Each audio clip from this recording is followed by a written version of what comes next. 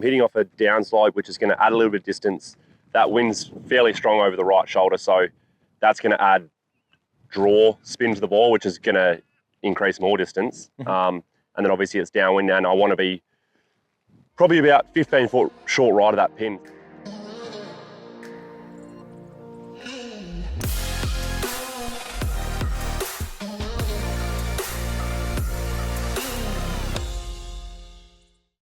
All right, Hayden, so when it comes to assessing what club and the type of shot you want to play, hitting into a green, so we've got about, let's say, 200 meters left, or as an approximate, to this pin.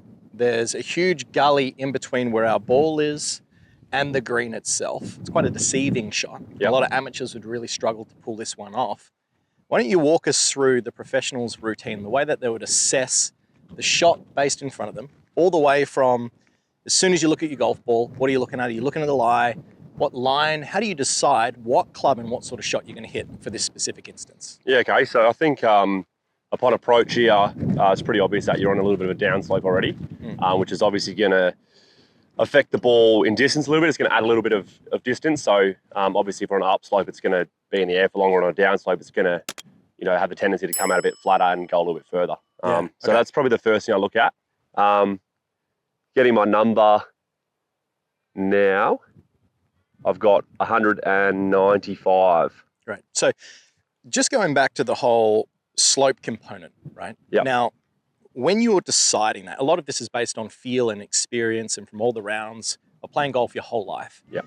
Are you eyeballing the distance and getting a rough idea of what club you would hit, and then based on that lie, you're then changing your idea of the club? Or are you collecting all this information together and then at the end you decide? Yeah, I'm collecting it all first. Okay. Yeah, so, you can eyeball things, but you come somewhere where you're unfamiliar and you could be 50 meters out, so all your equations are out. So I'll assess my lie first and not think about anything else until I get a distance, get my distance, then figure out how much the wind's going to affect it. Because it could be downwind and on an upslope, and then it's actually going to go even further. Yeah. As opposed to on an upslope and into the wind is going to go obviously significantly shorter. So I want to get my distance and then think about all factors surrounding the shot. Okay, great.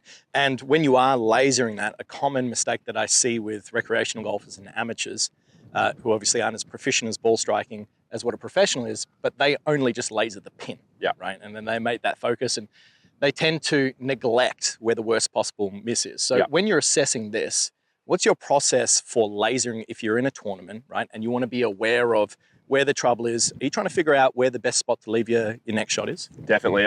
This shot, for example, as you said earlier, short's really bad. It's going to run all the way back down, but to be honest, long's probably worse. We're in the rough on a downslope trying to come back onto the green. So my initial thing that I saw when I got here was the green's kind of in two segments, left and a right segment, if you like. A lot of them will be a front and a back, whichever way the tiers may be. But for this one, it's quite clear that you want to be on the right side where the hole is. And I want to be right of the pin, because that way I'm going to be putting up the green. And I've got 200 meters in, so I'm not really worried about hitting it super close. You're happy to get on the green and take 2 putts from here. Yeah, managing expectations, right? And that's a big thing. Now, relative to you in this situation, you're trying to still, within reason, give yourself a chance for a birdie. Yeah. Right.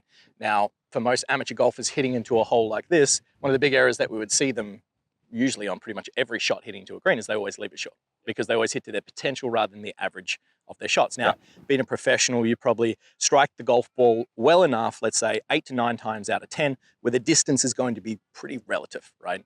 So you're more so hitting this shot to set yourself up, to give yourself the chance of having a birdie, but then also making sure that you've got the par in the bag there as worst possible result as such. Yeah, okay. Absolutely, yep.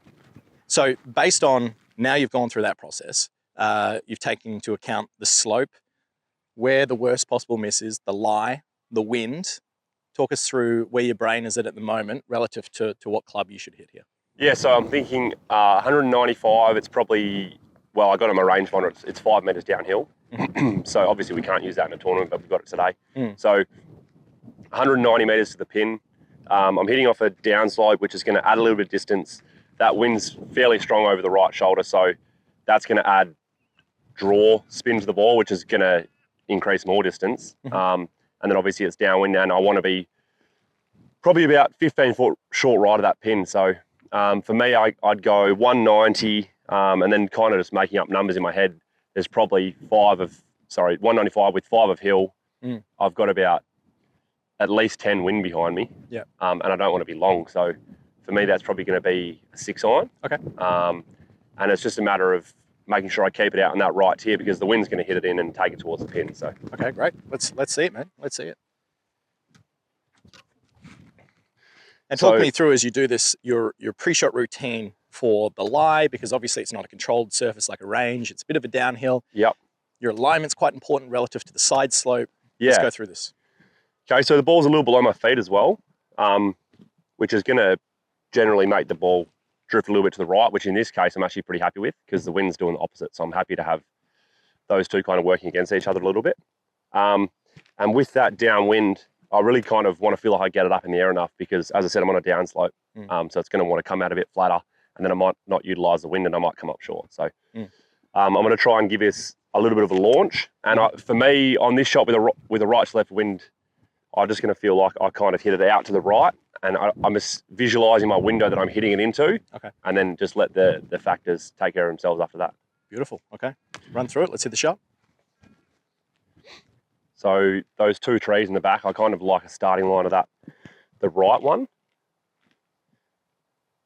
Yeah, just kind of getting used to that downhill slope there, feeling it in my feet, and then a couple looks at the target and then let rip.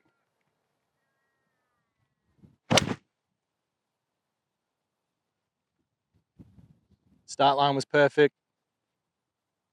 Worked out. That's about 15 foot, just short of pin high, uphill, easy putt. Good chance for a birdie. Just where we wanted it. Cheers, mate.